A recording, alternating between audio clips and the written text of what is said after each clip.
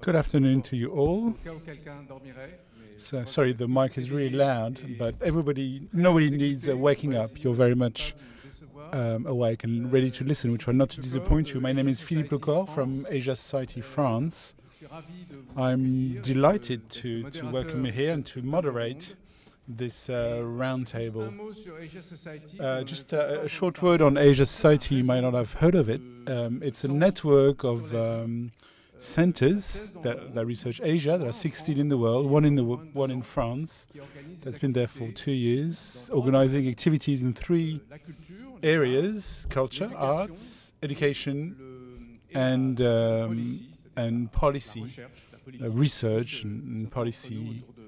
What some of us do as a living people, the 4 of us here talking. So you can have a look at Asia Societies. There's a lot of in Asia, in Korea, in Philippines, in Australia as well, and you'll see how interesting and rich that and rich in terms of resources and interest that society is, and we're delighted to be part of this forum.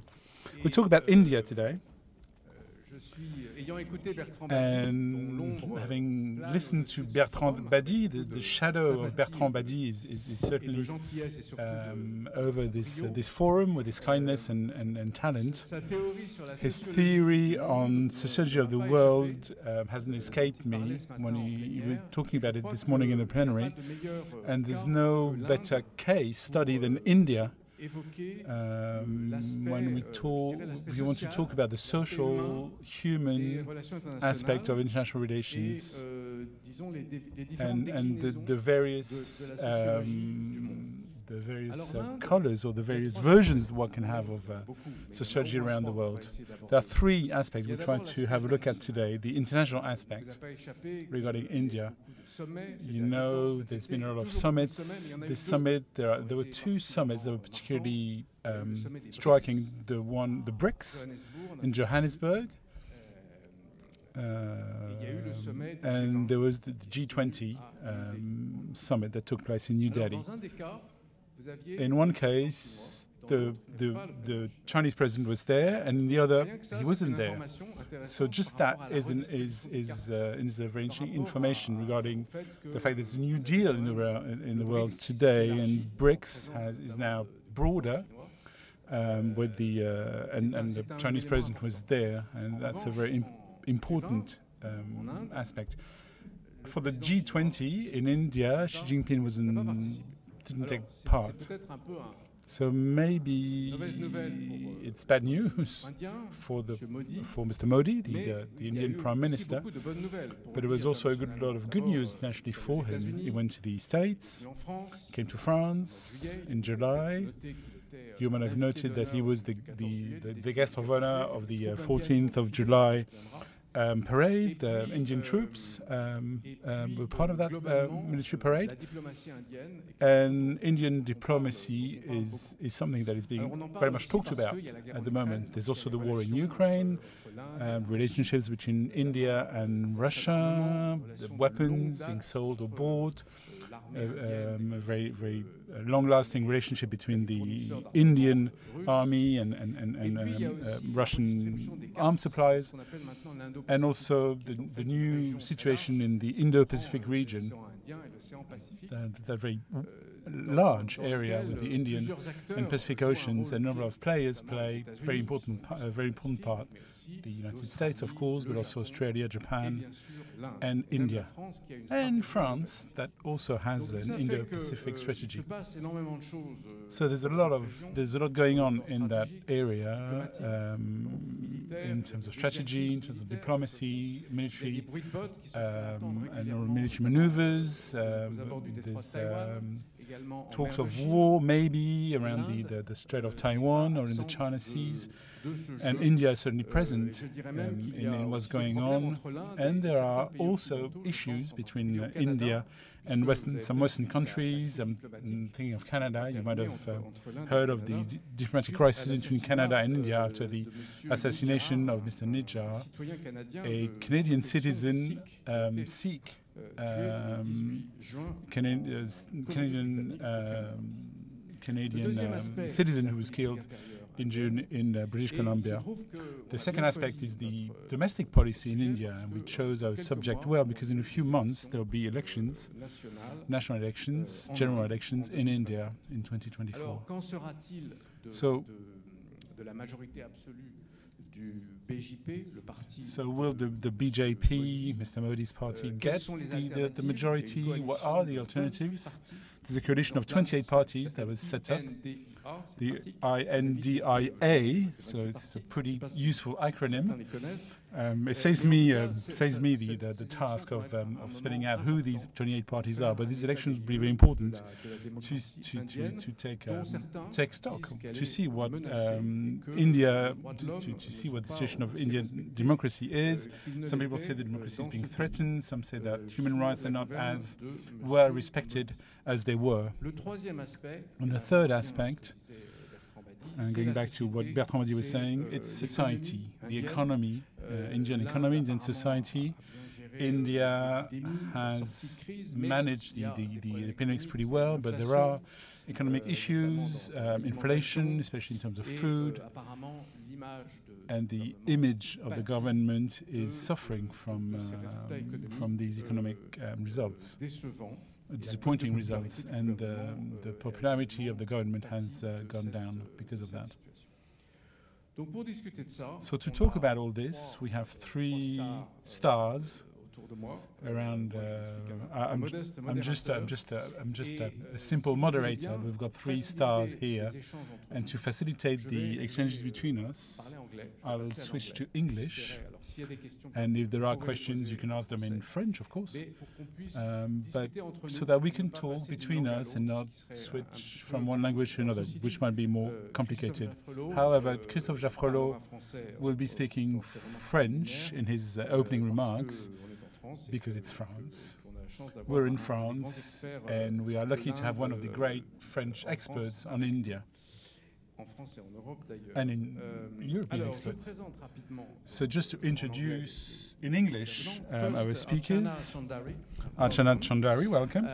You were born in Mumbai. You're a journalist. You're a financial journalist. You graduated in commerce and journalism, and you won multiple awards. And this is your first time to France, so welcome to France. Welcome to Caen.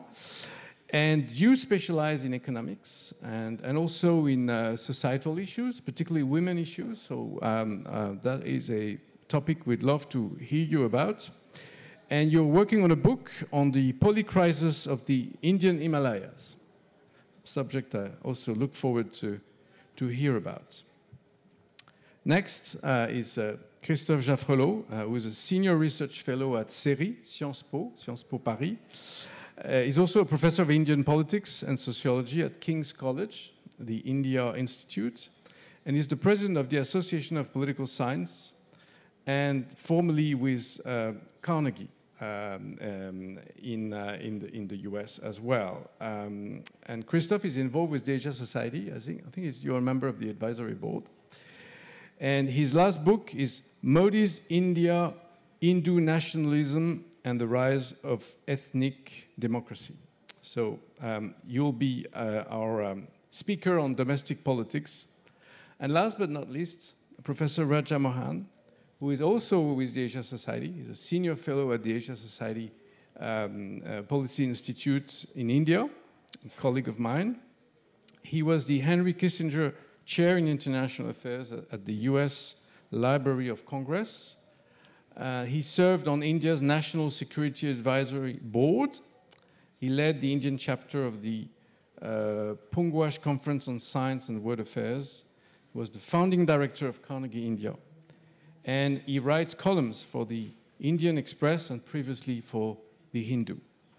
So glad to have you here, Professor Mohan.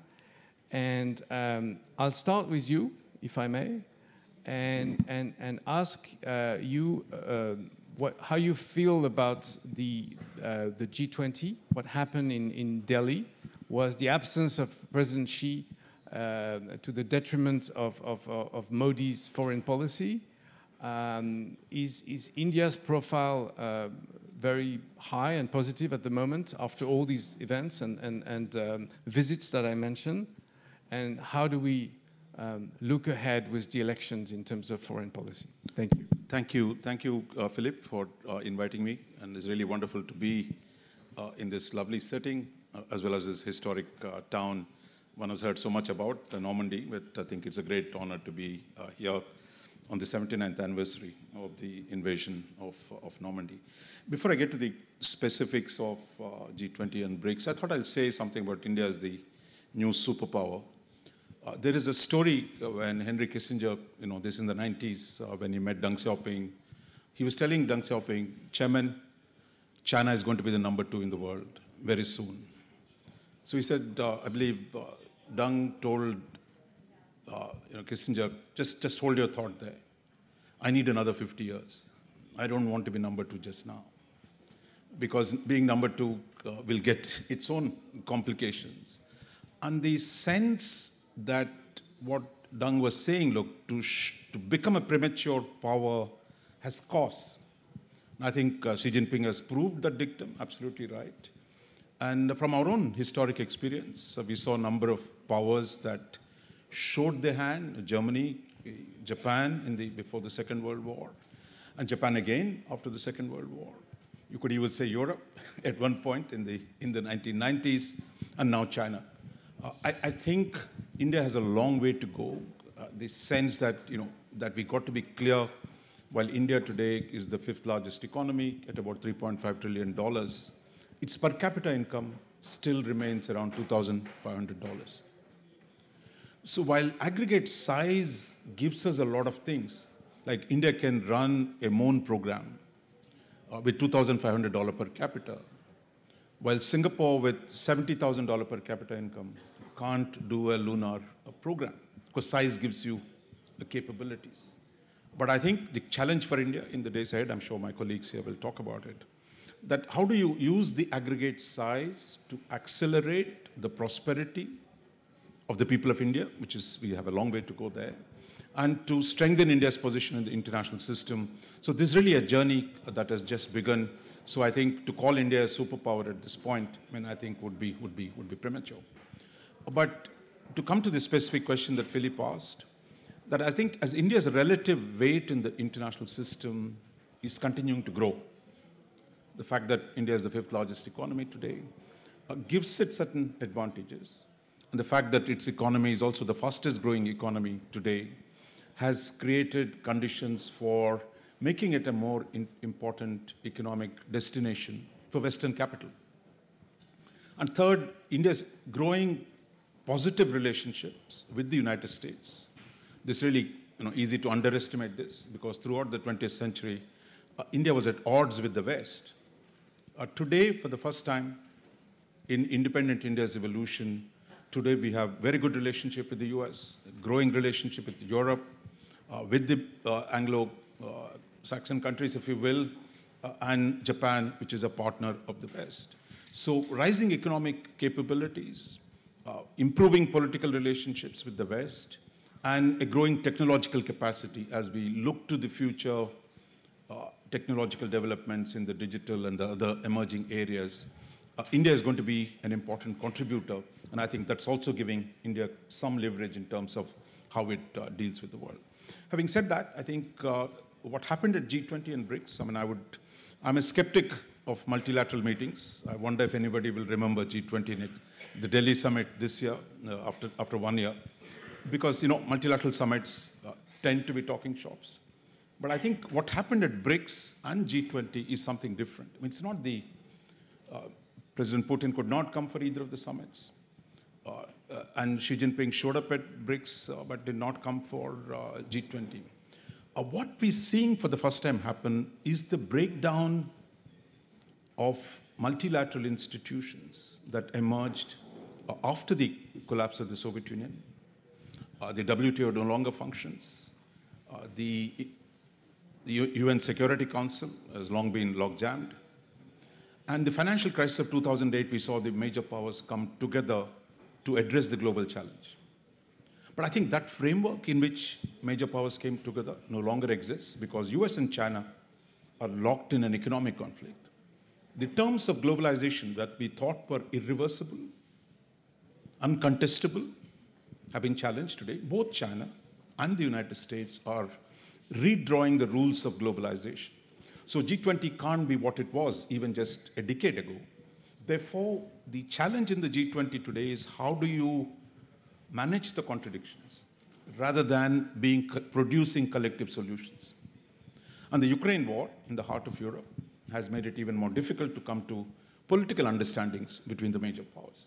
So if there was a triumph in G20 for India, it was really making sure that the summit did not collapse because of the differences over the economic issues and the political issues. There I would give some credit for the Western countries, which kind of softened their position on Ukraine in order to make sure that there was some understanding. So that is the situation on G20. On BRICS, I would say, BRICS, the expansion of BRICS, of course, a lot of people are afraid of BRICS because it's almost for the Europeans sounds like the barbarians at the gate. Or those in the West, South who think, oh my God, we're going to put together this grand coalition to defeat the West. I think both of them are wrong. Because what we saw happen in the BRICS is really an expansion. But the contradictions within the BRICS forum, between India and China in particular, are so deep today that the idea that this is going to be a coherent organization would be fundamentally mistaken. You can put together a sack of potatoes, but you're not going to ram a fort with a sack of potatoes. So the more numbers does not make BRICS any more powerful.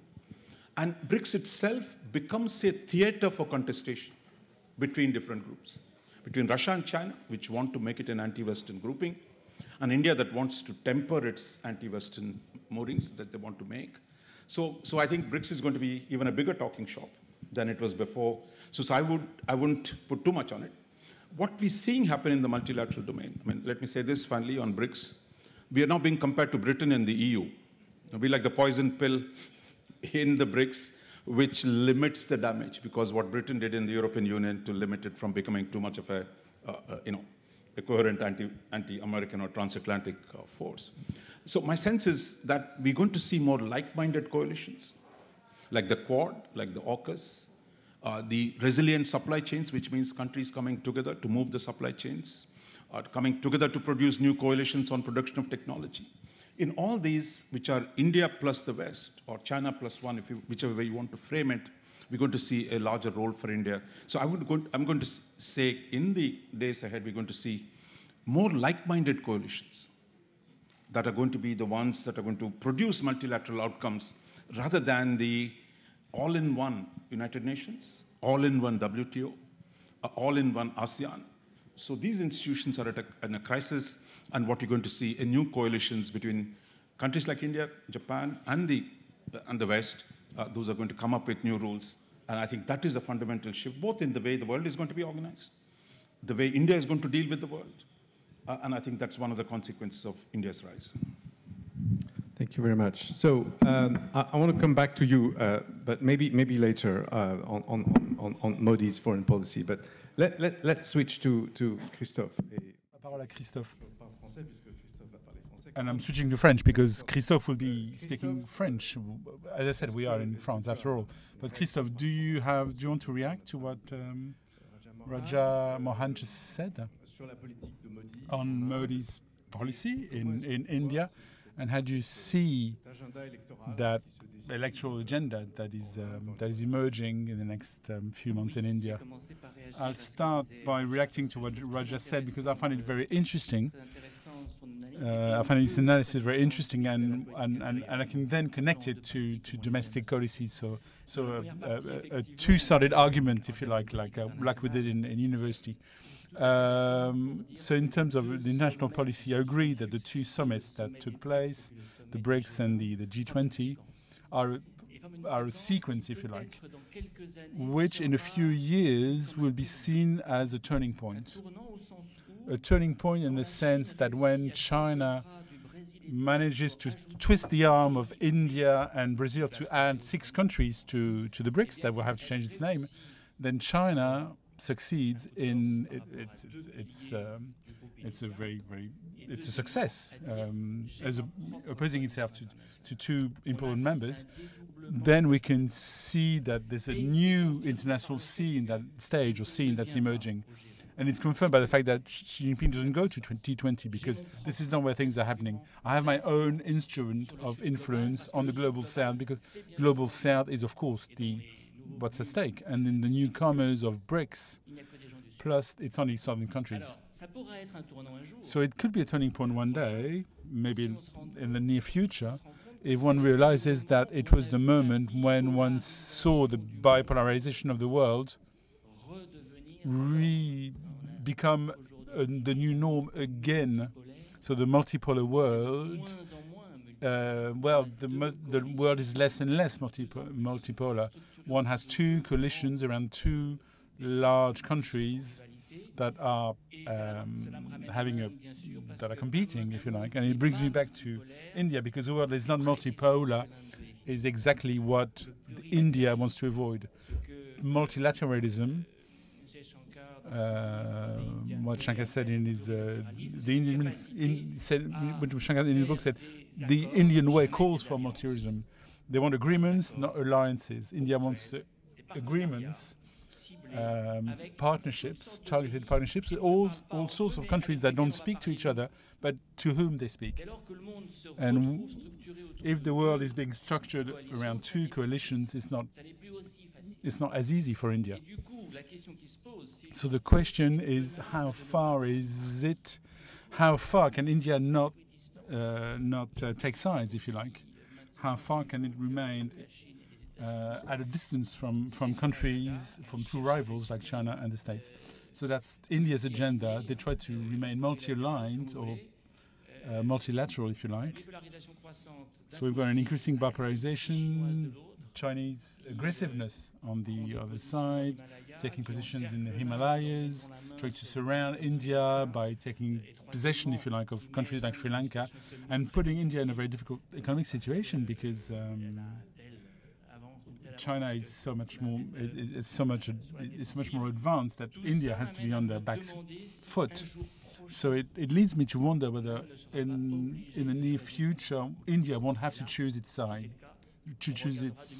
And then, if it is the case, we'll see 2023 as a moment of as a turning point. Domestic policy. I'm using phrases, if you like, to establish a comparison, so that we can see what's at stake in India today. Ethnic democracy, national populism, electoral democracy. There again, it's an ensemble, and it evokes. It helps you understand where India stands in the international on the international scale.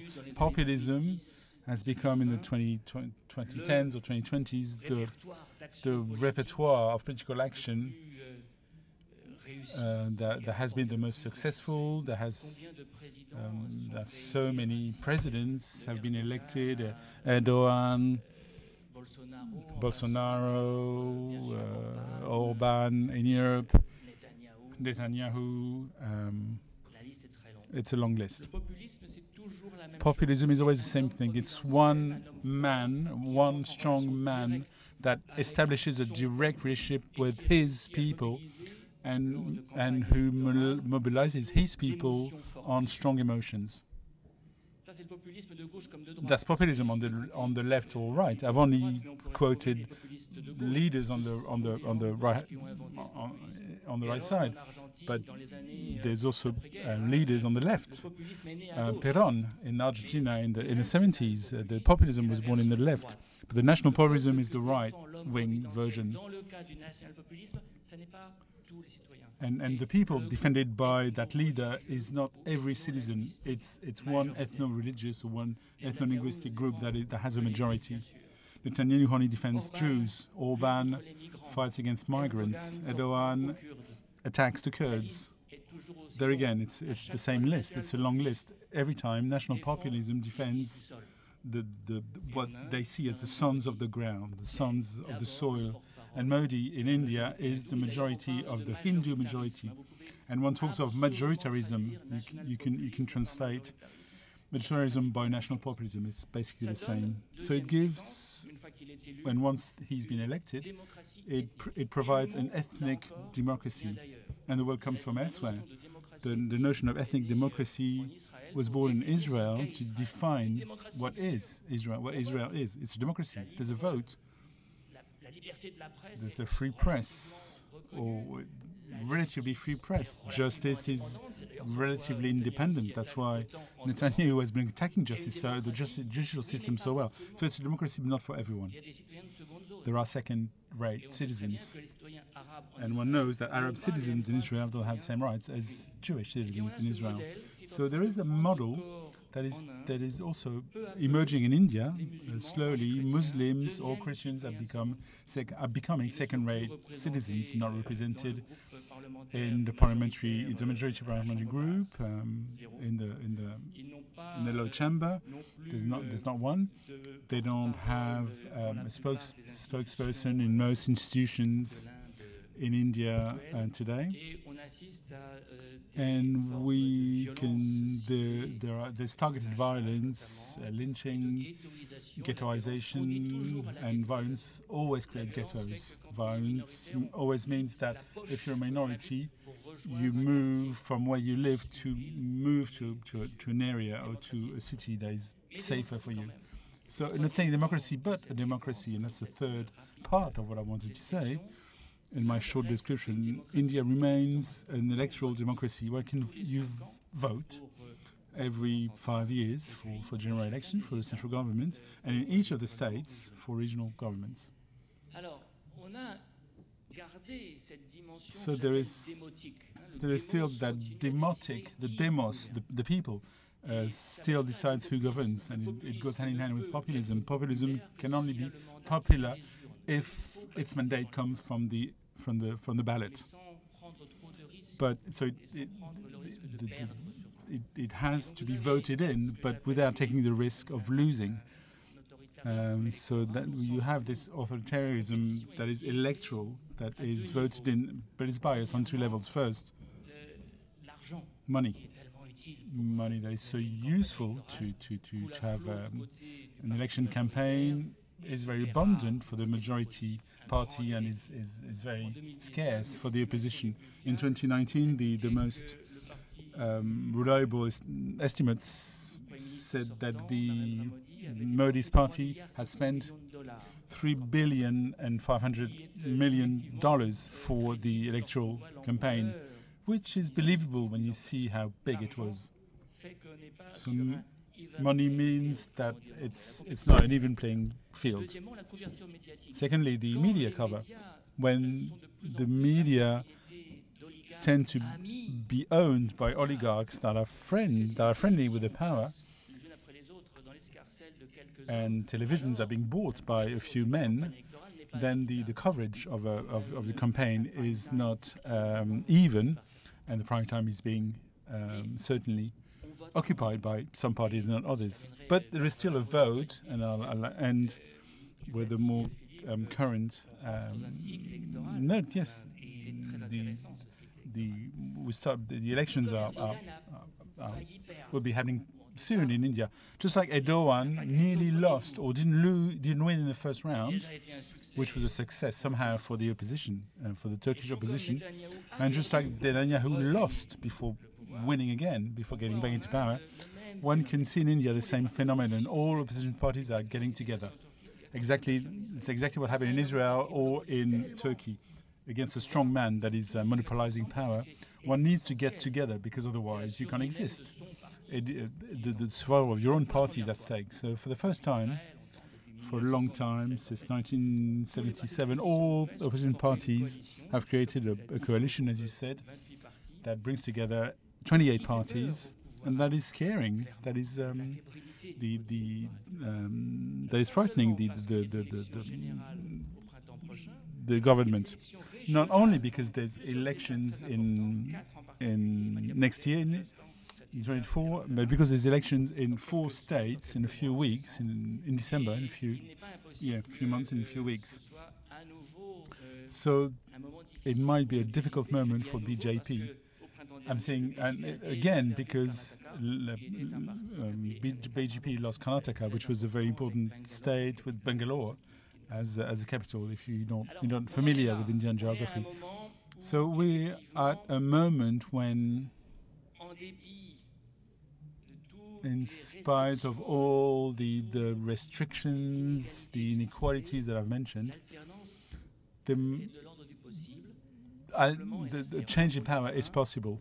And I'll conclude on this, but one has seen oppositions get back into power, but not be able to take a step back or to change after all the transformations that have taken place. So maybe getting into power today won't be sufficient to get India back to multiculturalism, the multiculturalism of yore, to the freedom of expression of yore, because controlling the street and society is one of the things that the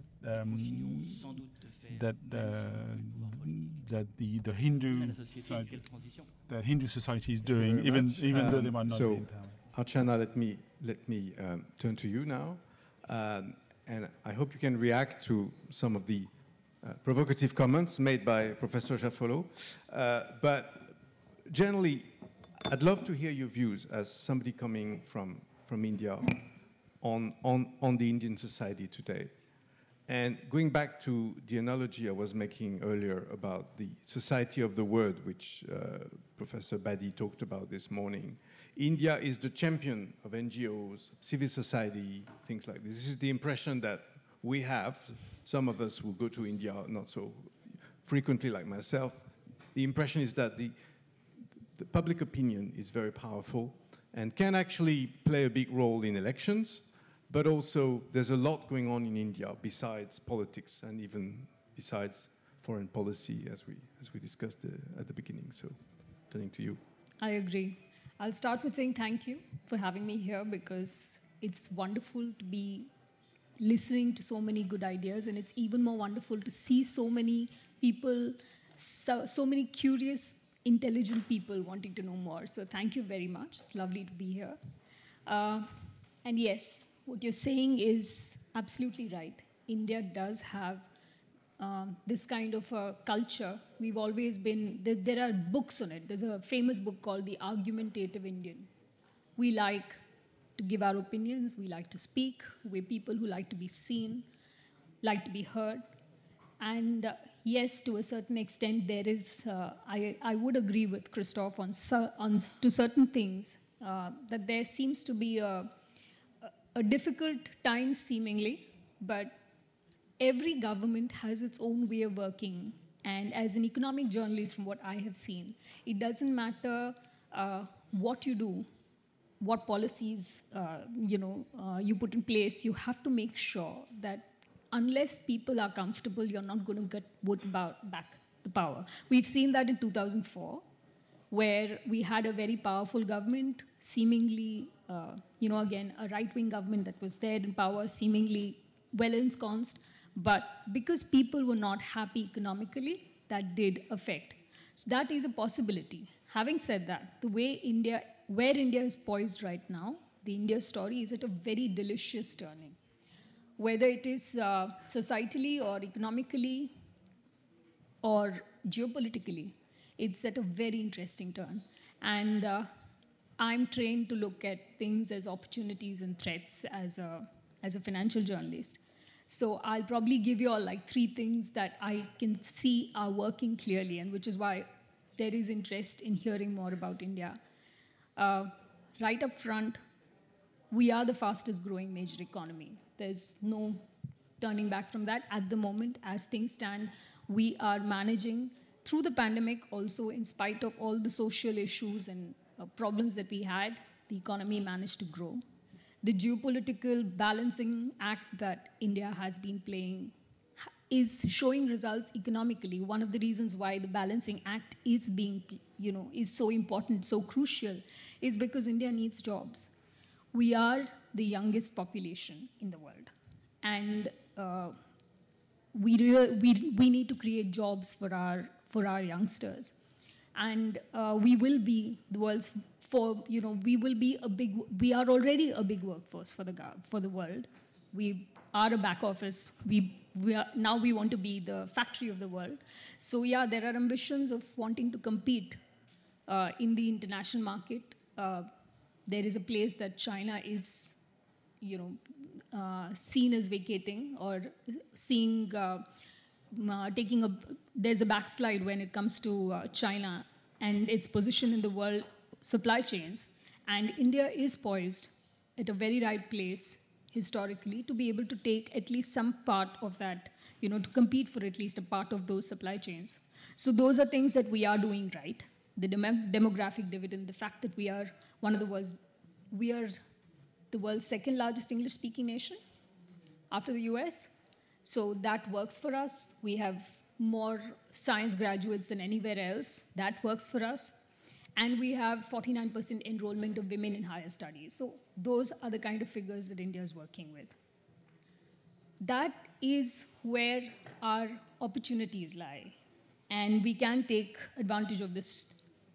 The biggest thing is that policy-wise, we're doing the right things for climate change. We've decided that, at least in terms of official direction, we're trying to ensure that we're relying more on renewables. We're ensuring that there is more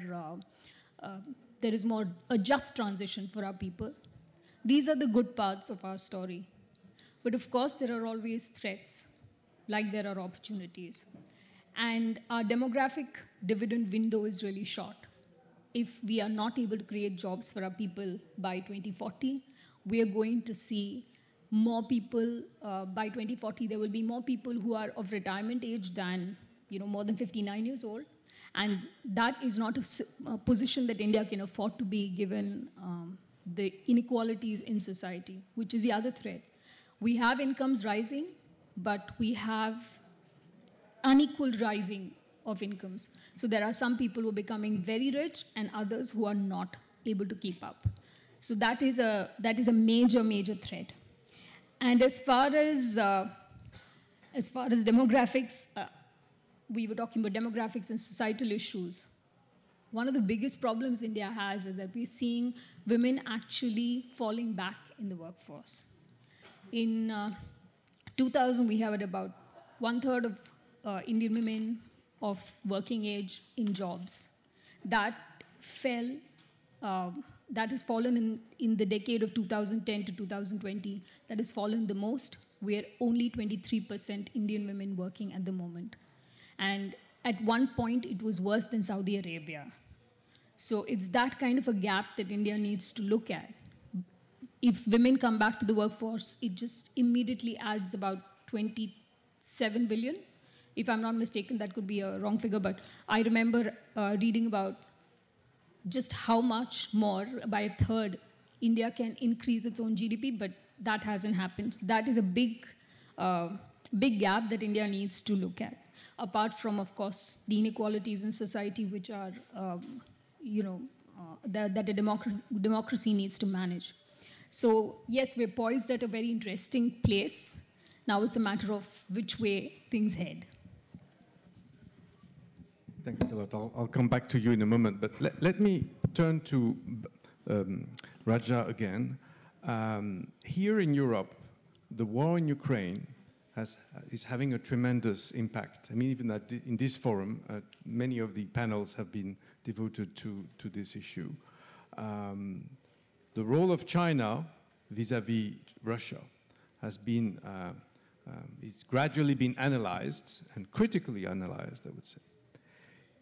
Could you tell us how Mr. Modi's government is dealing with specifically its relations with Russia, and how it is handling in terms of, I would say, public image, since we've been hearing all the good things that India is doing, and how it is projecting itself as a soft power, as a fairly powerful player worldwide, but how it is dealing specifically with this Russia-Ukraine issue. And perhaps, please feel free to comment a little bit on the foreign policy of Narendra Modi. Yeah, just to take issue with Christoph. I mean, Christoph knows more about India than I do, because he tracks India's domestic politics closely.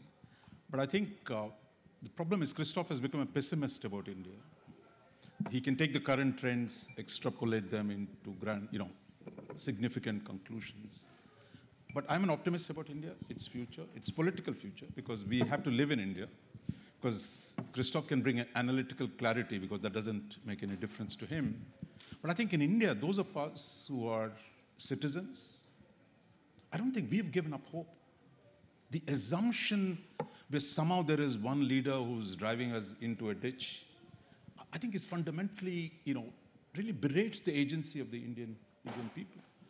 Mr. Modi is not, Xi Jinping. He can walk into a conference of, 3,000 people all dressed in dark suits, white shirt and blue tie, and raise hands to support him. I mean, he has to fight elections every day, and he's lost more elections in the provinces of India than he has won. That is one point. So I would say you've got to be patient. That brings me to the second point.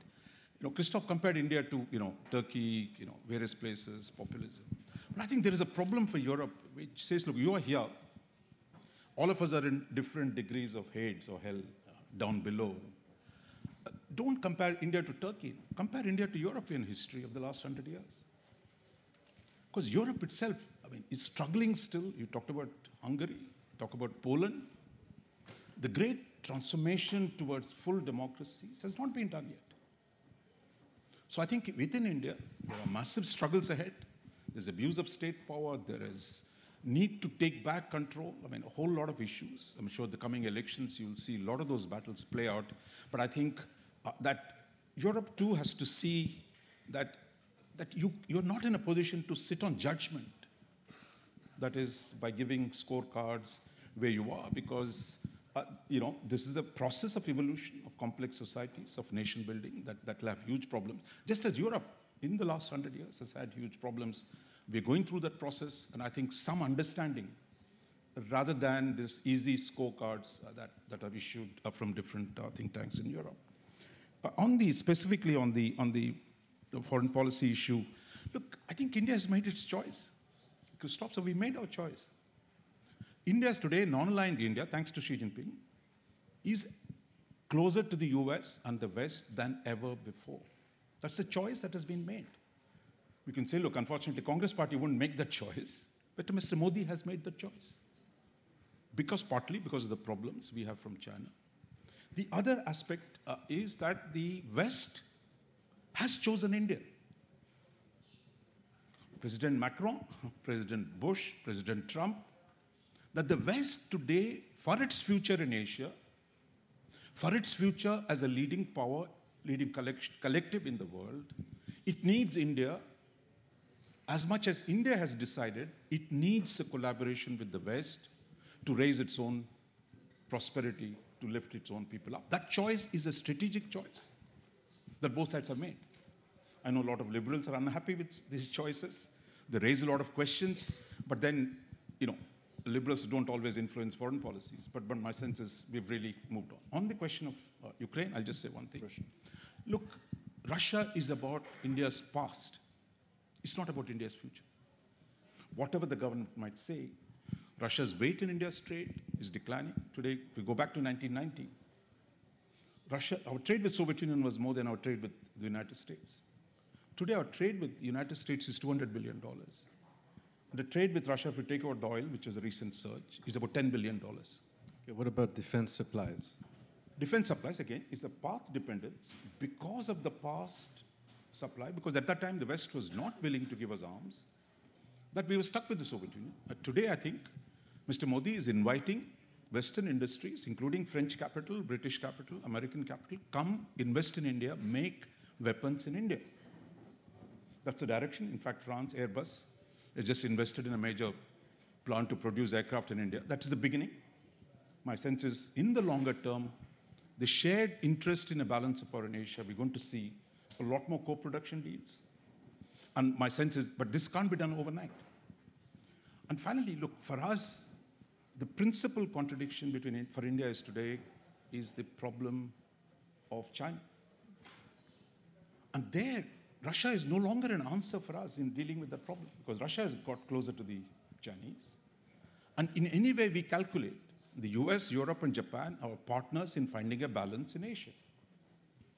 What do we do with Russia in the interim? We've got to manage the problem. So Russia is a management problem for India.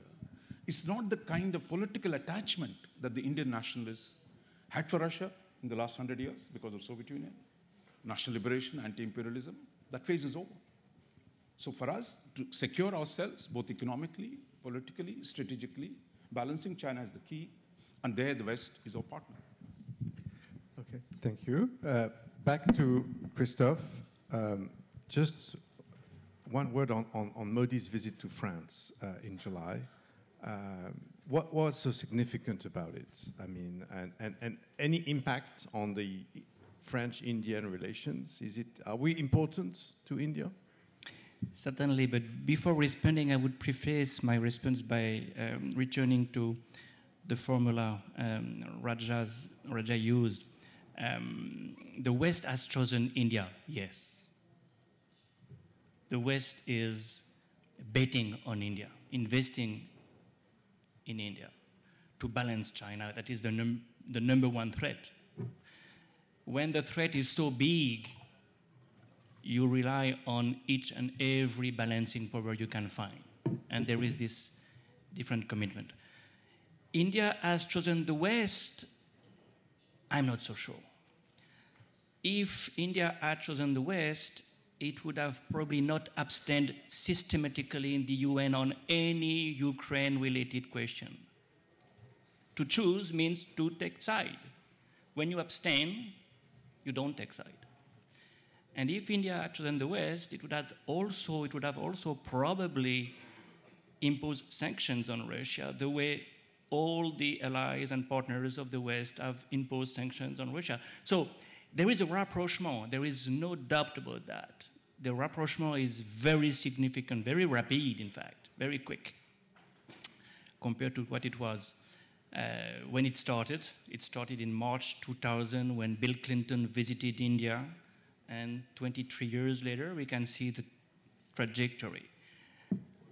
But the point of no return is probably not yet there, and it makes a lot of sense. It's a long process. It will take a long time. And in any case, there is this legacy of non-alignment, which makes it always more complicated to become ally of anybody. India has partners, but it doesn't tie its hands with alliances. So that's a mindset in itself. Now, well, the French invest in India the way the US invest in India, and invest in both senses of the word, strategically, and of course, economically. And the subtext of the visit is arms deals. Who is in the driver's seat in most of the foreign policies of France today? The defense industry plays a big role. There is absolutely no doubt about that. And it's an interesting subtext. But there is a difference vis-à-vis the US. France tries not to antagonize China. And by the way, it's true of most of the Europeans. The Germans do the same. The EU at large does the same. You may remember the visit by Scholz in China last spring, just after Germany agreed to sell one terminal of Hamburg port to China. That's not something any American government would ever do. And you may also remember the visit, well, of Macron, very soon after, by the way, and this amazing interview he gave to Politico in the plane on the way back, saying, we are our strategic autonomy. We are not going to get involved in anything that the US may be doing in the South China Sea vis-à-vis Taiwan and so on. Well, that's an interesting distinction. You know, France is trying to appear as different, maybe because of the Gaullist legacy. We have our own strategic autonomy for sure. And that is something that explains partly the India-France rapprochement. India doesn't want a country that would be falling in line with any decision Washington, D.C. would make, because India is used to sanctions by the Americans. You know, 1998, after the nuclear test that India decided, sanctions were imposed by the US, by Japan, not by France, because we had tested 3 years before, so to impose sanctions on a country testing would have been a little bit of a bad test. But it's also a reflection of a different way, an independent way that India appreciates a lot, because India wants to diversify. You don't want to have your eggs in the same basket. Never forget that this is a country without a proper defense industry. Most of the equipment have to be imported. Jets, frigates, submarines. You need to diversify. $20 billion as an average is what India spends on weapons, on imports of weapons a year. To diversify is very important. France plays a big role there. So the visit was a way to reconfirm that, yes, France is not an ally, but a very strategic partner. Archana, I want to go back to civil society, and especially one issue which you care a lot about, which is climate. Can India, which was a signatory to the Paris Climate Accord in 2015, be a leader and take all its place in the fight against climate change? Is this an issue versus productivity, which is actually a big problem in many countries, including China, which Christophe just mentioned, where officials are being told, you have to be productive. At the same time, they are told, you have to be careful with the environment. Is there this kind of debate in India, and how does the society react to this massive issue which all of us are facing? See, one of the advantages that we have in India is that there is no climate denial on any level. We are amongst the countries that will be the worst hit, that are already amongst the worst hit by climate change.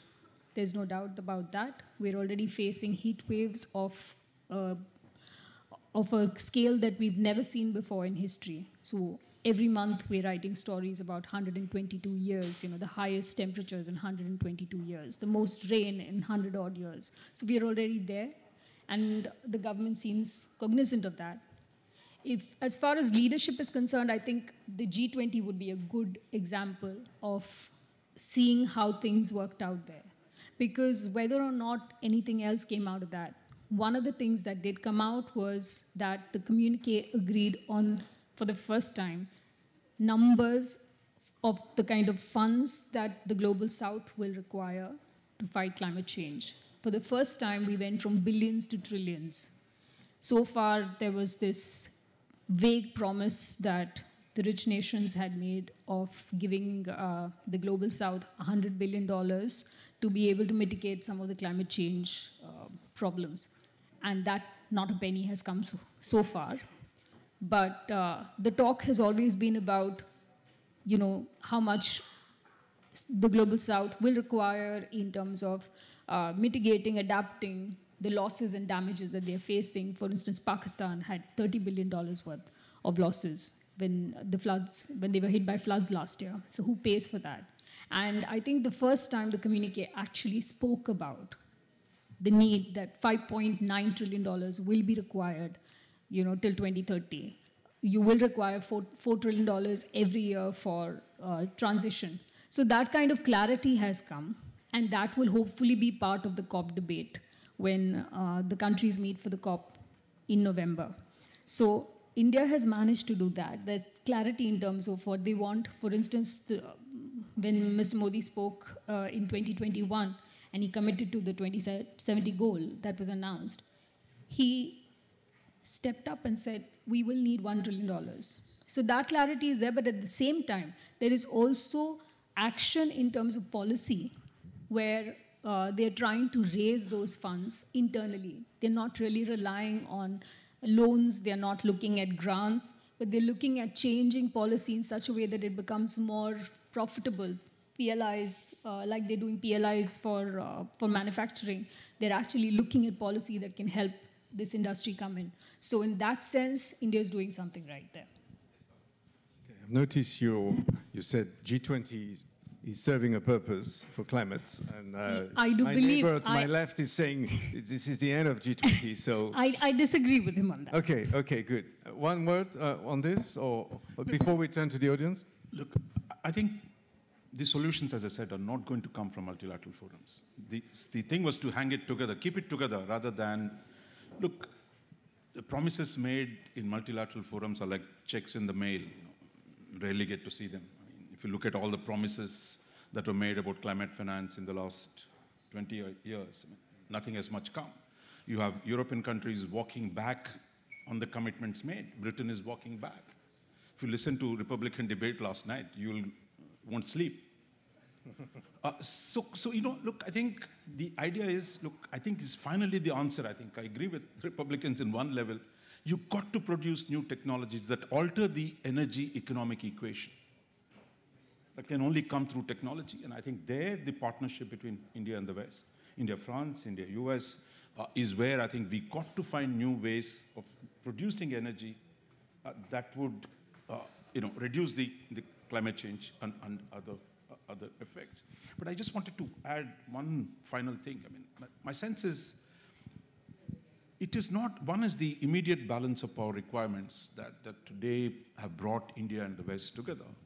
But I think the larger sense looking ahead, the demographic decline in the West, the need for talent from India, and the need to produce a structure of international governance where you need to accommodate, because the West in itself, its relative weight in the international system is going down. And you are challenged by states like Russia and China. You need to bring in, you need to accommodate some friendly powers. I think that was the idea of making G7 into G10, bringing India, South Korea, and Australia. So I think some form of a historic accommodation, which I think is what we are discussing today, and I fully agree with Christophe that India is not going to be a Britain to the United States. India is not going to be even a France to the United States, because France is part of NATO. We're not going to be part of any alliance.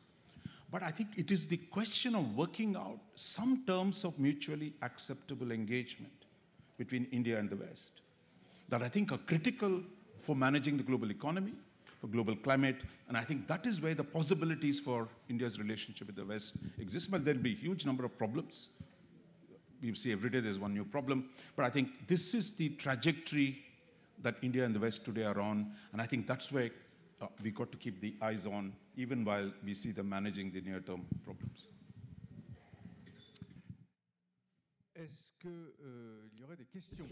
Would there be any questions in French or in English? There are microphones. Go ahead. Could you just introduce yourself? Namaste, Mehanam Shalihe. First of all, thank you for your presence here in Normandy. I'm Charlie, international counselor. I work in India for several years and still attached to this wonderful country by marriage. India, can I put just a context? Sorry for my question. It's okay? Yeah. A quick question would be better than a long speech. But okay, so India is clearly now a worldwide economic player. France government is really involved building partnership in India. French companies have clearly interest to develop their business and their workers, like Airbus with Indigo, Dassault with Rafales. My question is finally, on one side, India is welcoming France for business opportunities with foreigners workers. Nevertheless, France is clearly not playing equal by welcoming Indian workers in France. No any recognition of diplomas. What do you think about this one-way situation that I personally feel unfair? Okay, anybody wants to comment on this? Chris, I mean, this is, I don't feel very competent. Do you want to say a word? You're saying, is France discriminating against bringing in? Yes, I'm not aware of this, but... Look, I think we got to, as an Indian, I mean, I fully understand. There are problems with immigration that everywhere in every society. In fact, I would say the West was open from the mid-60s to take people from outside. and that has produced a massive, migrations from the West into Europe and the West as a whole. And the challenge today, I think, is to reach a level of understanding where we agree on talent-based immigration, because your industry needs talent. Your industry needs technical manpower. Therefore, can we ensure technical skill migration that your societies need while preventing illegal migration or the migration that you don't want? I think that is the compromise formula that we have to negotiate, because I think it's in our own interests, both our interests, to have some understanding, because the problem is only going to get worse. I know the European debates on immigration, what's happening in the Middle East, what's happening across the Mediterranean, and if climate change actually begins to produce refugees, we're in a different world. So my sense is we need a new compact between India and the West on how to deal with the challenges of migration. And there, I think it's possible to work out mutually beneficial solutions rather than saying open the doors for everyone, or the sense that we are somehow entitled to come into Europe and to live here. And I can tell you there are many Indian students in French universities and engineering colleges and business schools, and they can certainly stay in France if their skills are suitable to companies just like anybody else. But problem with a lack of nurse, lack of doctors, dentists. There is some talents in India, sure, and can't come to France because they are not recognized in France. Okay. So for me, it's a little bit easy way for France to make business in India. Immigration is a big issue, and I'm sure Indians are more than welcome if they meet certain criteria. But obviously, it's like with any country, India has to follow some rules. Thank you. Philippe, just a quick word on this. It's a very important problem, not only for France and India relations, but the EU-India relations, because it's a European question. And when the free trade agreement that is under discussion will reach that point, it will be a bone of contention. When the FTA negotiations failed in 2013, it was partly on this. We don't want immigrants in Europe. This is a huge problem. It's a political assessment of the situation. You don't want them, you can't do without them. So I think exactly. Well, the Germans have understood that. Germany has understood that. Yeah. Most of the other countries, UK is not in the EU anymore. but in the EU today, you have very few countries who have understood that we need migrants, because politically it is so sensitive that they prefer to keep the door closed. And that's really self-defeating. Having said that, I'm really happy that there are people who are so aware and willing to speak up. So we do have friends here. Thank you. He hasn't been sent by the Indian embassy, I can testify. I don't know him. Let's get more questions. Other questions?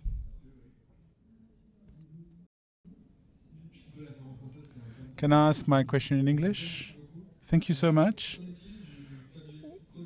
What of the pearl necklace that was mentioned before, and India trying to contain China from the south? Can we go back to the issues in the north between the two countries, between China and India?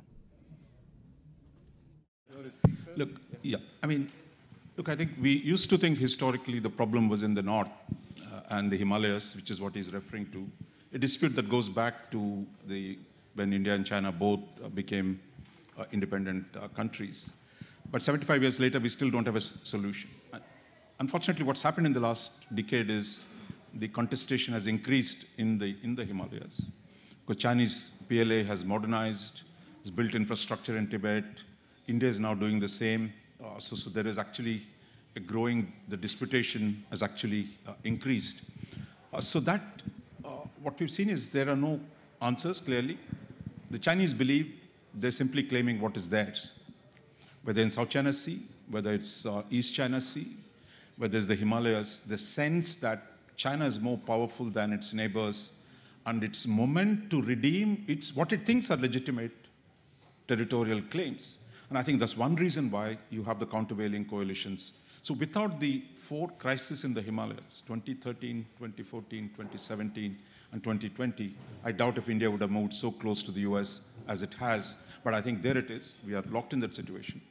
Because your problem in the north does not mean the maritime problem doesn't exist. And there we see we are actually, that too will grow because, all great economies, all great trading nations, but also great naval powers.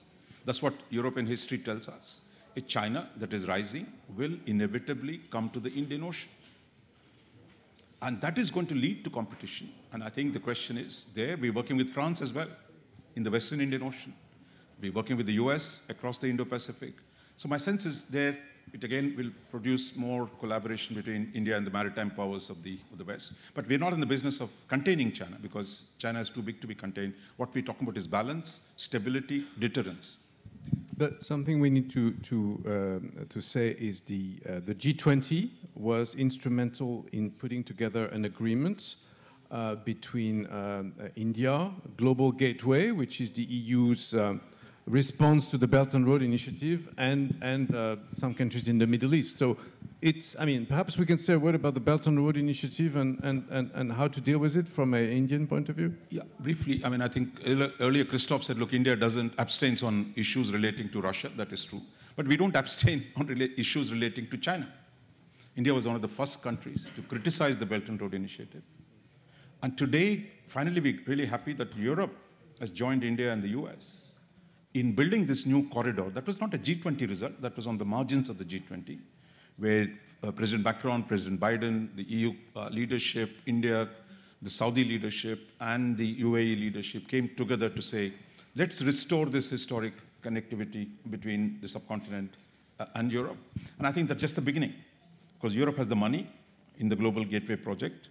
The US doesn't bring money, as you know. They're good at taking people around. From Europe, it's the same old money, dare I say. It's not new money. But still, Global Gateway has a lot of money promised, but at least the state can drive the money. The US, the markets have to give the money. But UAE and Saudis are very rich. So I think we're at a interesting moment where we can think of restoring. And I think I'll just conclude here with I think we're also restoring the historic connectivity between Europe and Asia. I think that is the new situation that is emerging. A Europe that turned inward towards its own integration, and India that turned inwards. Today, I think, working together, we can restore many of the historic connectivities, overland connectivities, and maritime connectivities. This, I think, could be the beginning of a new way the geographies are going to connect with each other. Just a footnote to this, because it's indeed very interesting to see how there is an attempt at emulate the BRI, the Belt and Road Initiative, by doing something similar with India, the West, the Build a Better Back, back a better word, B3W, is also part of it. And it fits in my idea that there is a growing polarization, because we duplicate the BRI doing something different, and India is on that side, clearly. And indeed, France is even more interested than most of the countries there, because we have the La Réunion Island, we have Mayotte, we have 1 million people in the Indian Ocean, and feeling the heat, feeling the Chinese expansion the same way. China is there in Sri Lanka with some military, potentially military equipment. It's there also in the Maldives, potentially. Well, this is part of what France calls its special economic zone. So we have indeed a new scenario. Once upon a time, India was very much asking for the West to leave it alone in its Mare Nostrum, Indian Ocean. Diego Garcia was a bone of contention, no foreigner there. Now it's the contrary. You're more than welcome. Help us to contain China, at least to resist to Chinese influence, without alienating China. And this is very tricky, because you depend so much on China for so many things that you can't break the relationship. At the same time, you want to resist this expansion. That's a tricky equilibrium. Just, I think, one small thing with your permission. I think you're being unfair to Europe and to France. We're not imitating China. Who built the Suez Canal? I believe it was a French idea. Nothing has changed the global geography like the Suez Canal did. China is nowhere near doing anything as spectacular as the Suez Canal. If you look at our cities in Asia, Bombay, Delhi, Bombay, Calcutta, Madras, Hong Kong, Shanghai, these are all built by Western capital. Pondicherry and the French, that was small, but it was the Western capital that built modern Asia. So I think Chinese were trying to imitate this by saying they can do similar grand projects, but I think within a decade is exactly a year now. Many of the problems with that model are coming to the fore. So, but I think what the West is doing is really returning to its own capacities to actually think more grandly about infrastructure projects. And I think my sense is that's where the partnership with India, Saudi Arabia, and the UAE could actually open up new possibilities. Right, it's about time, because the Suez Canal has actually been enlarged by China. And China is the country that's actually put more money on the table for infrastructure, and still. So it's about time the others wake up. Archana, do you have to add anything? I just want to bring it back to our topic of, so this is where we are. I mean, the fact that this increasing competition and this space that, you know, is being created by the distrust or mistrust towards China, this whole build back better and building resilient supply chains that are reliable and being able to partner someone. That is where I think Rajmohan is right in saying that India has already made that choice. And when India, at least my view, when India says that we're going to partner with everybody, we're not going to take sides, they're basically trying to say, hey, you can trust us, all of us can. And the G20 communique was one way of showing that. But it's a tough balancing act. And that is why I say that we are at a very delicious turn. If we manage to do this, then economically, India has a chance to become an even bigger partner to the world. And so, no wonder we are discussing this here today. D'autres questions? En français, en anglais. More questions in French or in English? Madame.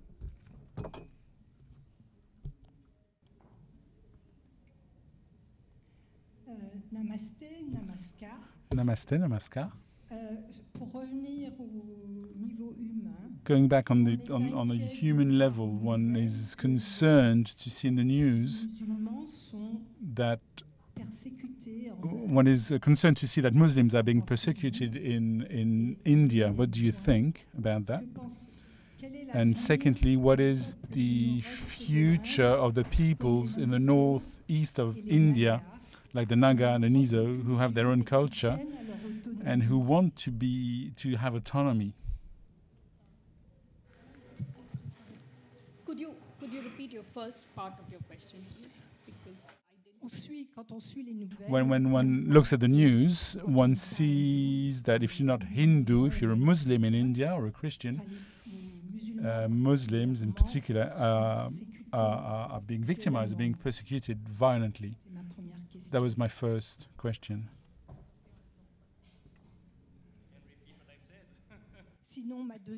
And my second question was about the people in the northeast of India, the Naga and the Mizo, who have their own culture and who are very attached to their culture and who want to have autonomy, however, who are being harassed by the Indian army.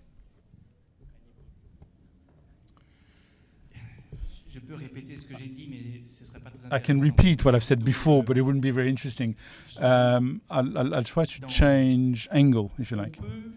One could say that the national construction in most countries implies the disappearance of multiculturalism. One can consider that building a nation means imposing the culture of the dominant group.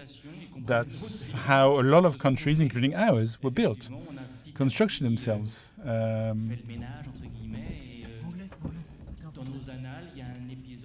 One can consider that a nation can only be built by the majority imposing itself on the rest of the country.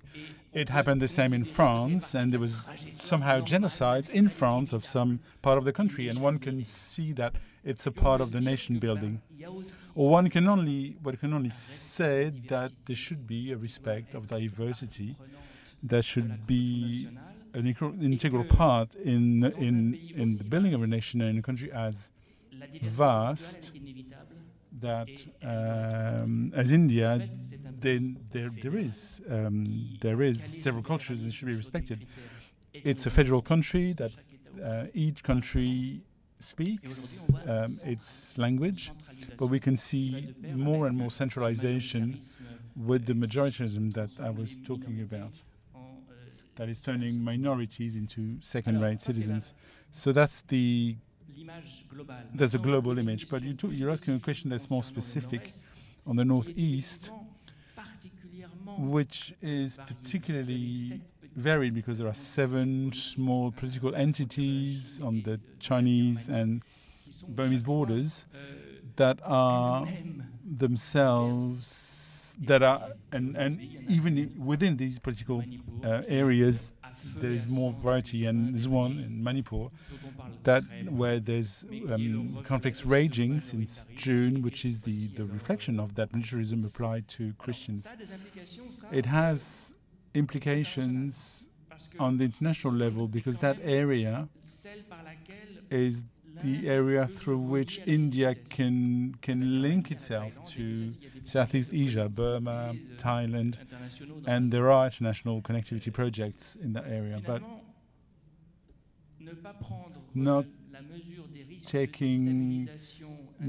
measuring the risk of domestic destabilization implied by militarism could deprive India of some international links, especially with a zone like this. So hopefully they will get back to normal. It's been 6 months, and yesterday there were several hundred dead, people who died. It's basically a civil war in that area that's quite remote and hard to reach with very difficult media coverage. Any comments on this? Or I think just on the Northeast issue, I think it's actually, if you see the Chinese Yunnan province, India's Northeast, and Burma's northern provinces, these were regions where actually enormous autonomous tribal communities lived without any contact with modernity. But the Qing expansion into southern China, the British colonial expansion into Assam and beyond, and the occupation of Burma, produced over the last 100 years a series of violent conflicts today, conditions for violent conflict between the plains people and the hills people, between different religious groups, between the Buddhists and non-Buddhists, between different tribal groups. So this is actually a gigantic churn that is unfolding in this part of the world. Is India managing that responsibly? I think India has had some successes over the last 75 years of integrating some of them, creating statehood, provinces within there. But as development comes in, the conflict over land, over resources, over migration, you're talking about European migration, internal migration within India and within the Northeast, those are at the source of conflict. This again, I think, if we go beyond the headlines, I think the struggle of extending modern state into northern Burma, into China, of course China controls it effectively, and in Indian Northeast today is a challenge that is there with us. And similarly, if you go to Pakistan frontier, in Afghanistan, in the Balochistan, across the Himalayas, every single area around which had tribal populations, and where modern state under colonialism tried to penetrate, the legacies of those issues are still with us. So it's a great tragedy how ordinary people are suffering because of this. That expanding modern state into these domains, imposing modern forms of governance, imposing modern rules, I think has set off unprecedented conflict from the Bay of Bengal, from the Baloch to northern Burma. That there are these real conflicts, and I think that the question is, how do we manage this? And I think we really need to measure up for our own good not to impress the rest of the world. And I think the task is enormously huge, both for Burma, for India, for China, as well as for Pakistan and Iran. And Burma is a country that is currently ruled by a military dictatorship, itself facing conflicts internal from ethnic groups, from dissidents. It's also certainly not in a good state of governance. But qui est très très reluisant. Other questions? Oui.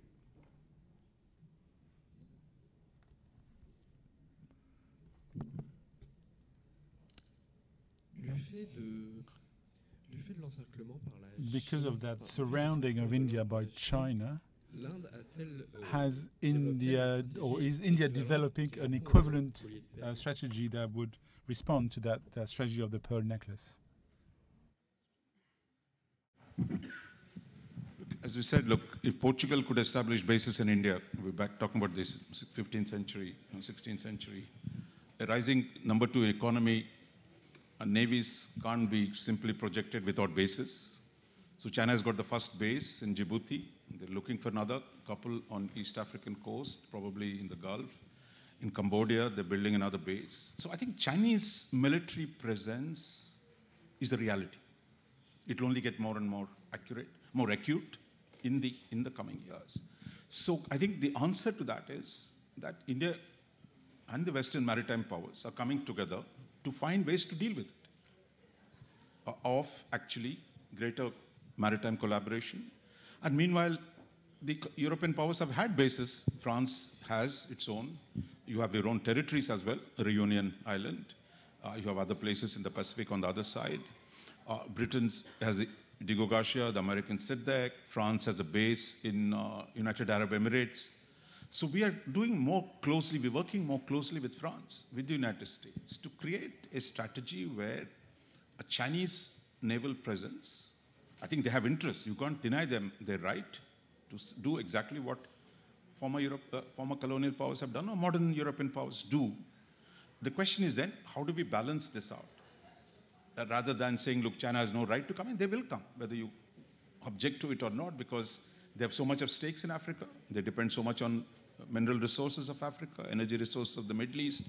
So I think the question is, we had Anglo-American rivalries in the past on managing the competing military bases. Today, I think some form of competition. But today, are we wiser 400 years later to do this more, pragmatically, rather than leading to a serious conflict? And I think that is the question. Archana, I just wonder, from your point of view, in India, do really people care about the rise of India, the containment of China, foreign policy issues, allying with the West, or counter the West, or counter China? Is this something in people's daily lives, as opposed to the civil society issues which you care about a lot? Which is this on top of their list? I think we should look at social media for that answer. And if you see, Mr. Jaishankar is, I think, a very popularly watched minister in this particular government. The thing is that the story, China is central to most discussions, because whether it is economics, whether it is security, whether it is India's place, socially, every discussion, there is China. And ever since May 2020, when China appeared at our borders, this discussion has only widened. So to answer your question, yes, it is a big part of discussions, and it matters to an average Indian how we are managing this, which is why the story is told, and which is why there is conversation about this, because one of the most important jobs in India is the army. Army is one of the biggest recruiters. So to ordinary Indians, it matters what's happening at our borders, and it matters what's happening in the economic competition. So. And does it matter if India is a superpower or not to people? I think that is a story that increasingly is taking hold in a country which is as young as India, because in our universities and in our schools and in our colleges, these are discussions that are happening. I'm aware that people that the youngsters are engaging with this idea, and they are a very confident generation, as you can see from some of the people I met, some of the Indians I met when I flew down. It was very obvious. This is a confident generation. It's a curious generation, and it is a generation that is very connected. So yes. There was a question at the back. Yes. Thank you for this debate, this discussion. I wanted to know how, after the conflict between Russia and Ukraine, there was exchanges in terms of oil between Russia and India. So has India, or does India want to diminish or to decrease these exchanges to help the West put pressure on Russia? It's for you. I was told we were actually helping the West by buying Russian oil. Because the argument is that the Americans have said this publicly, that if you did not let the Russian oil come into the market completely, everyone will turn to Northern Europe, where what you can get, or to the Middle East, which is where most of the oil is being produced. If all of us were only trying to source from the Middle East, the price of the oil would have gone up. So in fact, the American emphasis was on a price cap rather than saying don't buy any Russian oil. So I think that's where, in some senses, it is the idea that, look, in India, that takes some of the Russian oil, reduces the pressure on the global oil market. Look, but I think what we've seen, look, in Europe itself, Hungary gets a carve-out. Europe, also makes sure that, look, in the name of sanctioning, you don't hurt yourself.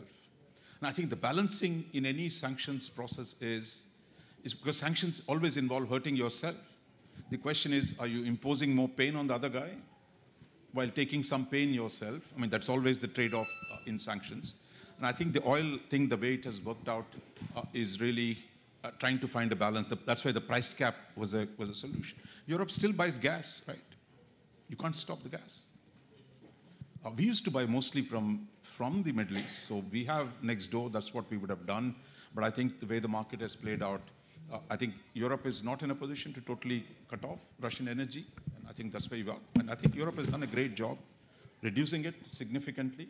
But as we come to the second winter, I think the problems are going to get worse. And the Saudi-Russian collaboration is raising the prices. So I think we're still there. The oil challenge will be with us, but not exactly in the form that what you said. That's one part of the problem. But certainly, if India continues to trade with Russia, that's not sending good signals to the US, to Europeans. But I said Europe is trading with Russia in gas. So I'm not scoring a point. Look, you can't pull out the pipelines, right, overnight. You cut off oil significantly. That's a very impressive achievement. You can't pull out the gas pipelines. So I think that's where the price cap as a way of what is the objective of cutting off Russian oil and hydrocarbons was to reduce the revenues that Russia was going to get through continuing export of oil. The price cap was a means to do that. And I think the US government has not criticized India on this. Actually, it's saying, look, what India is doing is really partly to help keep the prices low. But meanwhile, the Russians and the Saudis are collaborating. Even yesterday, the oil prices are going to go up. So I think the need to manage this oil market, again, we need to find ways of working together rather than simply saying, look, show me your loyalty, why are you doing this kind of thing. But I think the US government, at least, has been quite sensitive in terms of understanding this. And even the Europeans, barring the Western commentaries in the media, I think there is sufficient understanding between Indian and the Western governments that how to deal with this problem. Any concluding words from Christophe, from Archana, before we leave this room? Well, only one addition, because we have not mentioned that at all. The political economy of India is changing these days, and it's a very interesting development that we are seeing. The rise of a kind of oligarchy with very few entrepreneurs controlling large sectors of the economy. That was not like that ever, never ever before in India. And that's another challenge. The rise of Gautam Adani, for instance, is just meteoric, unprecedented. Some people compare him to Dhirubhai Ambani, but there is no comparison really. When you look at the quality and the quantity of what he is controlling. How this particular economy will influence foreign policy is an interesting dimension. Mr. Adani is having coal mines in Australia, ports in Haifa. It's interesting to see how the government and actors of the private sector are certainly in a kind of joint venture. So when we look at foreign policy of India today, we need to factor in this kind of variable, and that's rather new. We need to factor in another variable, the diaspora. We have not mentioned it at all, except via migrants and migration. But what is going on in Canada, in the US, in UK, in Australia, has something to do with this other very important and new connection between the government of India and communities, Indian communities in these different countries. So it shows that the world is changing in many different ways. And when we look at foreign affairs, we need to look at the articulation between the domestic and the international, not only officially, not only with institutions, but also with transnational actors, businessmen on the one end, diasporas on the other end. I think it's very much the theme of this conference, but Raja wants to have a final word. No. Look, I think capitalism is not built by saints. And we become good students of the West on how to treat your capitalists, because historically, independent India under Nehruvian socialism kept the capitalists completely away from foreign policy. But today, when we know that if there is a deal between Lockheed and Rafale, both the presidents will call Prime Minister of India, saying, please take our thing, because I got 50,000 jobs riding on this. So I think we similarly today, I think what India is doing, finally using its capitalists to promote the interests. And I think this is not a shocking, this is really the tradition. We're beginning to learn that. I think we've been good students of the West. Archana, you have the final word. Thank you. So all I have to say is, in parts, I agree in the fact that while I see that India, again, I reiterate that India is at a very interesting position economically, politically, geopolitically.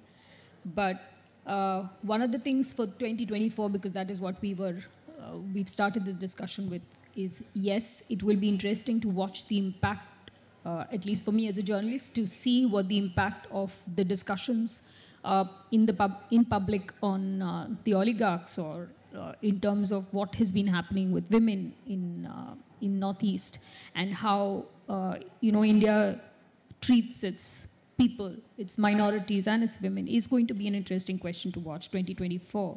And those are the risks. But I think at the moment, the opportunities far outweigh those risks, at least from where I'm standing. And hopefully, we'll be able to come back here again and discuss in a few years what India did right. So that's all I have to say. L'Inde a tenté de faire. Thank you very much. Let's meet back next year.